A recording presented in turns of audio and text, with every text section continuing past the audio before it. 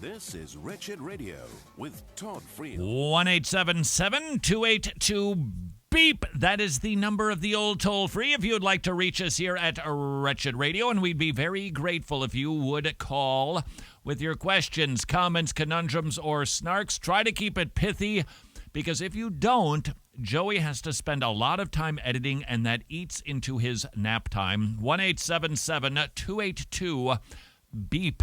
My daughter has come out as a lesbian, and it's something we just don't know how to deal with. She wasn't brought up as a Christian. I wasn't a Christian until later on in life. She's come out on Facebook, and obviously there's hundreds of congratulations. And me and my wife, we don't know what to say. We don't know what to do. We obviously disagree, and we don't condone this at all. It's not biblical. And I love her with all my heart. And I'm so scared I'm going to lose her. I don't know what to say. If you could help in any way. Ah, sir. This is not an uncommon tale of heartbreak. Sir, you're not the first parents. Won't be the last parents. The question now is, how do you respond? And this is not the only scenario. Sexuality is not the only issue. There are countless Christian parents who have had their kids grow up and fly away into a lifestyle that they disagree with, or just walk away from the faith. How now do you live? Permit me to make a statement. I'm going to tell you what I think is a major principle. Now, you need to figure this, if you agree or not, for yourself. But I'm just going to tell you what I think about it. And please note, even as I make this statement, there's going to be a little asterisk at the end of this. So before you just click and go, I disagree with that, because let me explain that little nota bene. So here's my position on the issue. If you have a child who is a prodigal, and that's what we're talking about here. Now, the issue of sexuality tends to be one that is profoundly troubling. And it's just not what a parent wants for their child. They want the best for their child. And heterosexuality, besides being what God commands, it's just the best because God commands it. So it's always the best.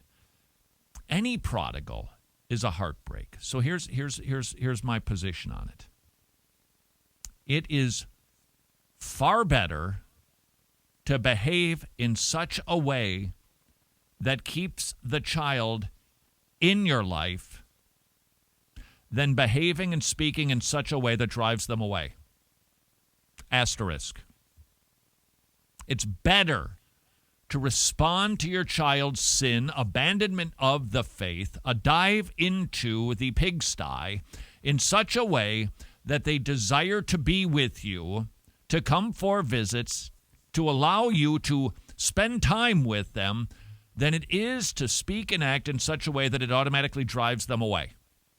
So let me try to defend that with an asterisk next to it, because there is an asterisk. Let me get that out of the way first. If the child is in your life and overtly sinning, causing havoc in the home, causing siblings to be confused, exposing younger children to things that you don't think that they should be exposed to, which would be, for instance, in this instance, a public display of affection, that would be issues that need to be dealt with and discussed. And if you can't come to terms of agreement, then it would be their decision to not spend time with you, to come home for the holidays, because you've got those rules, but it's not your decision to drive them away. So now that we've got that out of the way, why do I think it's better to have them involved in your life? Well, first of all, they're going to continue in that lifestyle, whether you're in their life or not. Are they not? Next, do they know how you feel about the issue? They do. Of course they do. There's very few times does a child turn out to live in such a lifestyle that they were like, oh, I didn't know my parents were opposed to crack. Here I was doing the heroin, all to discover mom and dad. Of course they know where you stand. So does that mean that you need to repeat it to them every single time you see them? No, you don't. You just don't. I know that's hard, but you don't.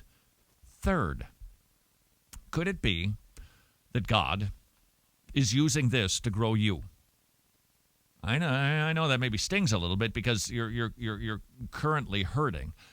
But any time that there's something that is going wonky in our life, we want to ask ourselves the question, all right, Lord, you are for me.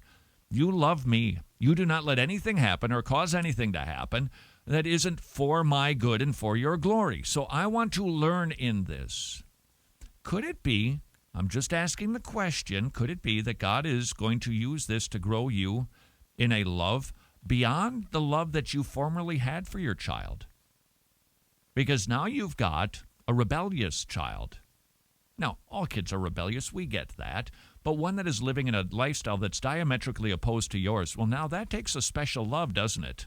So who has that kind of special love and patience? God does. Is it possible that he wants to use this so that you can look more like him? Good is available in this. This isn't lemonade out of lemons. It's there. It's in the bad situation because God does not orchestrate anything where we are a casualty. It is always for our good. So now you got to find out what it is, and that's between you and God to figure out. He could be using this to grow you in an extraordinary way to love beyond any measure that you've ever imagined. That it could be 5 years, 10 years. It could be the rest of your life. That you have a child that you know is living in a willful, rebellious state against God, whatever the sin issue happens to be, sexual issues, drug issues, alcohol issues, pride issues, atheist issues, whatever it is, that you love them. Because what are you doing in that? You're demonstrating God's patient love for you. Sir, you mentioned yourself that you didn't become a Christian till later life. Imagine God watching you for decades live in your particular lifestyle of sin. And he didn't smite you. And he was still kind to you. And he was still good to you. And I would like to suggest that is why, as a parent, we stay in their life. We don't rebuff them to the point where they just run away. They don't show up and we roll our eyes and become disgusted with them. Love them. Just love them. They know where you stand on the issue. Now, if you would like, this is, again, you run your home. I'll do my best to be running mine. But if you're thinking, all right, there's something about that's troublesome, then here's what you could do as an option. First of all, pray and ask yourself the question, can I do this lovingly? Because if you can't do it lovingly, then you don't leave number one. But if you can, then go to number two. Set up a special time with them. Set up a special time. I want to meet with you to talk to you about something. I want to buy you a meal. I want to do something. And it's just so important. And they might not want to let you because they know what's coming. It's very possible. And you might have to just go, okay, when you're ready, let me know. Very possible. They'll just go, I know what's coming. I'm going to get one of those Christian lectures. Could be. Then you might just have to sneak it in when it's a good time. Because here's why I'm recommending this. If you can demonstrate through your patient love that you are for him or her in this instance, they're more inclined to let you speak along the way. Aren't they? How do you respond? Same way. So if they will let you, just sit down and say, look, I just want to get this off the table so that that we can all just make sure that we're really clear on stuff. You know the lifestyle you've chosen. We don't agree with it. We believe the Bible calls it a sin. And so we're very concerned, not just about your lifestyle, but about your soul. You know that your mom and dad want you to love Jesus. You know that your mom and dad want you in heaven. You know that we want you to have your sins forgiven. We know that it's available through faith in Jesus Christ. And we're going to keep praying like a nobody's business for that. That's our hope for you, dear. So we wanted you to know that we disagree with it. Because we're just going to keep on loving you. We want you home for Thanksgiving. We want you home for Christmas. Of course, you understand if you're going to bring your partner with you, there can't be any overt signs of affection. That would just be really hard for us, and it would be bad for your siblings. So it can't do that. Can't sleep together. But we do want you home because we just love you so much. Do you want an appetizer? And then get on to loving them, not speaking to them. Look, This is not to be St. Francis of Assisi, who never said, we can't trace it to him, preach the gospel, and if necessary, use words. Not saying that, but I also know Peter makes it clear that your testimony, your lifestyle, it undergirds your confession. So if they know what you believe, then let your love support that. Because this is what we know about this particular sin. There's no there there. They're never going to be happy. They won't be satisfied. And if God brings them to their senses, they are not going to hesitate for a second to call you up and go, Mom and Dad, I need you. Can we talk about this some more? I'm done. Wouldn't you rather be in that position than having them angry, rejecting you, running far away from you? Set the rules, make sure they understand theology, the gospel, and why you're doing this, and then love them like crazy. And if you struggle with that, that's okay. God is going to grow you in this like a nobody's business, and your role model for this is the Jesus who was patient with you. And pray like nobody's business. And until tomorrow, go serve your King. Thank you very much for watching one segment. You can listen to 3 more, well, if you can stomach it, for free at wretched.org, iTunes, Android, whatever your listening device is. If you have a plate in your head, you can pick up the program from anywhere around the world, thanks to the ongoing monthly support of our gospel partners. Should you be one of the people who has listened to the program for an extended period of time, meaning more than once, would you please consider becoming a gospel partner so we can continue to proclaim the good news of the gospel? Simply visit wretched.org.